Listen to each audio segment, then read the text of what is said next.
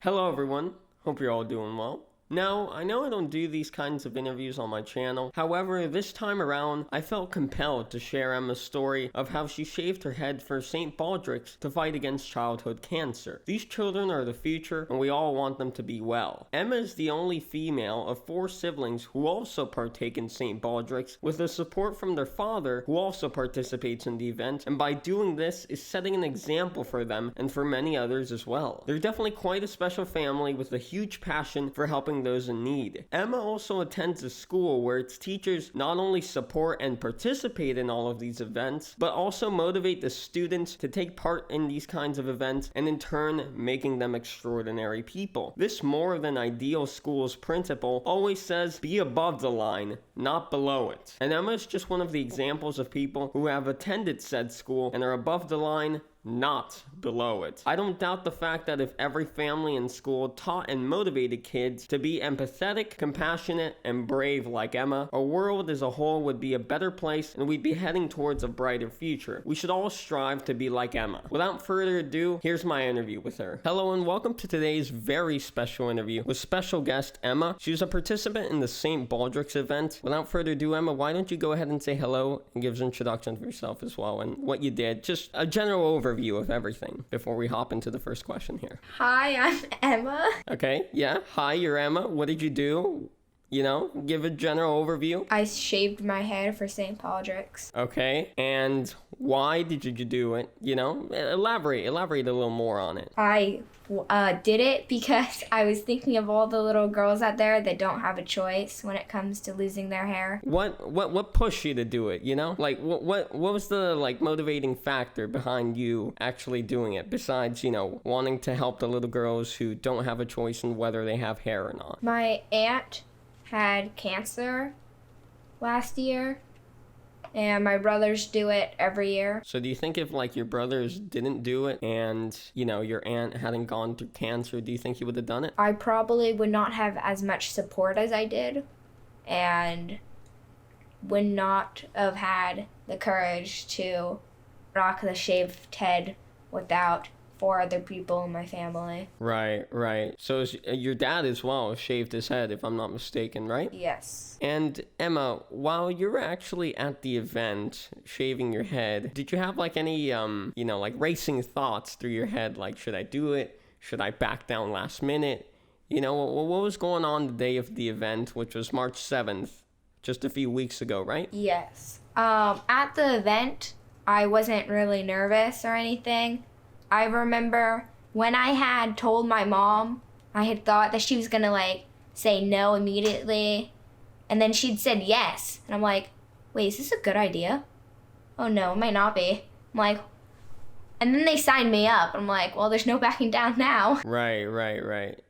But prior to the event, you were, you know, maybe a little bit jumpy about it, a little anxious? Or not really? It never, like, even fazed you? I mean, I guess I was. But then at the event, there was I think, like, 2 other females that shaved their head there. So that was, like, they were supporting me. And now that you've, you know, been bald for a bit over 2 weeks now, do you have any regrets? Do you want that hair to be back already? What's going on? What's the thought process at the moment? I don't really regret it that much, because everyone seems like they keep telling me, oh, you look so cute without hair. With or without hair, I'm still the same person. Yeah, of course, yeah. You know, the defining characteristic as a human is not our hair, but rather how we are as a person. Our morals. The hair that they shave off of you, Emma, do they use that towards creating wigs or do they just dispose of it? At the event, they had braided my hair, cut the braid off, handed it to me. That I would have to take, and I don't remember right now the place I took it to, but I donated it, and then they're gonna make it into wigs or a wig for someone. And Emma, aside from doing St. Baldricks this year, and the previous year, 2019. Have you done any other charity work in the past? Like, if I remember correctly, you've worked a lot with Big Dog Ranch, for instance. Your whole family has, at least. I'm not sure if you've done any other charity work. Has there been anything else besides these two things and Big Dog Ranch that I might not know of? Yes, actually, it's Amber's Animal Outreach that we work with. All of like their big events, some small events, whatever we can like make it to. We help them with their dogs, like getting them adopted out. When I was in 6th grade, a kindergartner at my school had cancer, and so I made scrunchies and sold them to raise money for her. Anything else? I've done a St. Jude walk for childhood cancer. I did a mud run this year to its breast cancer awareness. Last year at Amber's Animal Outreach, there was a dog that had heartworms. So I made bracelets to sell to like raise money for the treatment. Oh, okay. So it seems like you have done quite a fair amount of charity work in the past, and especially things relating to the field of cancer research, it seems. So like, would you say it's all because of, just like the family you've been raised in who's very charitable, or your aunt, or is it just, a natural inclination to help those in need that you have? What would you say fuels it? Or is it all those things? What is it? I think it's like my family and how I've been like raised, and like the school I go to, because both my family and my school, they're constantly saying to do the right things and like be helpful in the community. So I'm trying. Many people will participate in just the donation side of things, but the people who don't take the extra step, the extra initiative of going to an event, it doesn't just have to be St. Baldricks, it can be any event. Why do you think so many people are hesitant, I guess, to take that extra step, that extra initiative? Is it because they're not motivated to do it? They don't want to do it? They can't do it? Well, what do you think it boils down to? This can be any answer. There's no right answer to this, obviously, but what do you think it is? I feel that they think that donating is just good enough, but because most of them, people who are donating are like the parents, and so they're like, well, the parents, they want the donations. They don't see the child side like I did. Like, I can feel with that kid or any kid out there that has cancer and has to lose their hair. But all the people donating that aren't shaving their head, they're only thinking of like the parents or people who need the money, not of the kids that actually have the cancer, or in any other case. What would you personally say to those people, Emma, who don't want to take that extra step? How would you, let's say, if you had a friend on the fence about participating in, say, St. Baldricks, how would you convince them to finally be like, all right, screw it, we're doing it? How would you go about it? Well, I would try and probably find like a kid out there that has St. Baldricks, maybe close to our age, so they can relate to them more.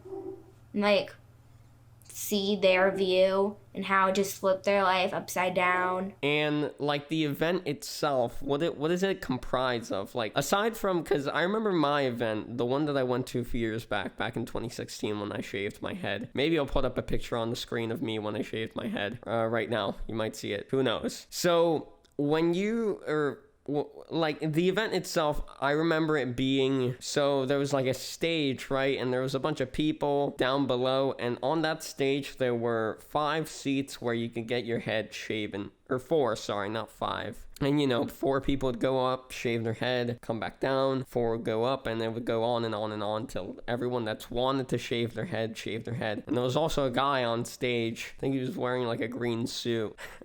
And he just had like a jar, right, where he was collecting money, and people could put money in there and donate, and he'd be like, shoutcasting the event, like, commentating over the people getting their head shaved at the time, or just like, trying to rile the crowd up, get them excited so they can donate and maybe step up and take that challenge of shaving their head. So would you say your event this year was similar to mine, or is it similar every year? Is it different every year? Or what's any differences between the events each year? Well, with each and every event, there are going to be differences because different people like have to go through all the trouble and stuff to actually put the event together.